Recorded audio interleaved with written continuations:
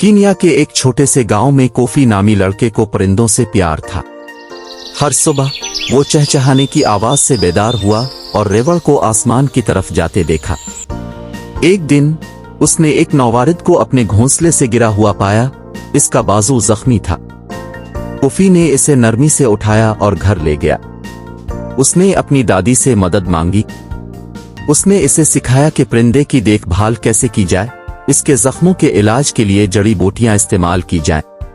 Coffee ने इसे बीज और पानी खिलाया और हर रोज वो देखते रहे जैसे जैसे ये मजबूत होता गया। ये बात गांव में फैल गई और जल्द ही लोग दूसरे जख्मी परिंदों को कोफी के पास ले आए। उसने अपने घर के पिछवाड़े में एक पनाहगाह बनाई, छोटे घोंसले और पर्चे बनाए। वक्त और देखभाल के साथ परिंदे ठीक हो गए। कोफी ने उनके गाने सीखे और उनकी मुख्तलिफ कालों को पहचाना। गांव के बुजुर्गों ने इसकी लगन से मुतासिर होकर उसका नाम परिंदों का पालने वाला रखा।